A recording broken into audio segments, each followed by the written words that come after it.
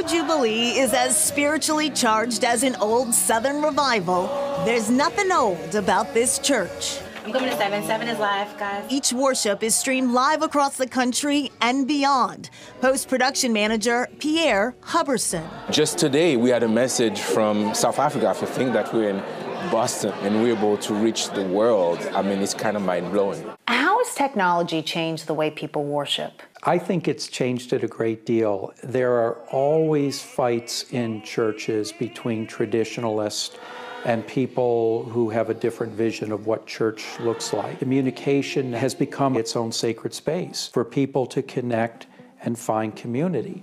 Our next church lives in almost every home, office, and possibly even your pocket. It might be the smallest in size, but it has the largest reach.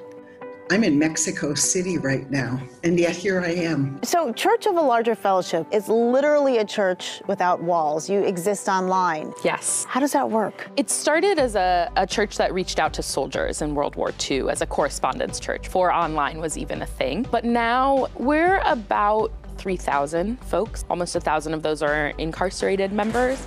And then the rest are folks around the country and around the world who live far away from church, who want more than just what the church nearby offers. So it really is going out to people and meeting them where they are rather than having them come to us. Unitarian Universalist Reverend Aisha Ansano took us on a virtual tour of the church. People can show up to ours live, right? And people do, and that's important to them. But we also share it on Facebook. We share it in podcast form, right? So what it means to not just listen to the whole sermon, but to listen to worship when it works for you. In a sense, it's almost like church on demand. Absolutely. But if you're worried your prayer request will be answered by a bot, rest assured, there are real people behind this operation. You can submit a prayer request to CLF, and those go to our ministers, and you really get prayed for. One thing harder to translate into a digital space is a physical connection to the congregation. We're creating ways for that to happen. People share things in worship and in the chat box. Other people will write their name with parentheses around it for a hug. I think for us, it's not that online is the only way to do it, but it's that Sunday morning worship is not the only way. So how do we expand that? From the internet, we travel to the West End of Boston, where Pastor Sarah Gerard combines inclusion with revolution at Old West Church. We want you to know the second you walk in here what we stand for and that you'd be welcome here. Though the current decor is more Mad Max than Methodist. Yeah, it's a mess. The South Georgia native wouldn't have it any other way. You might see that there's a dog running around. We welcome all God's creatures.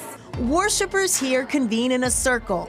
The altar, now a kid's play space. So there's like rocking chairs and inclusive children's books and a rocking horse that's a dinosaur, which is like the greatest find of my life. Historically, Old West Church is no stranger to alternative thinkers. This is where the phrase "no taxation without representation" was coined during a worship service. So the fact that we find Gerard painting signs denouncing her own denomination's recently reaffirmed ban on gay clergy and same-sex marriage is not surprising.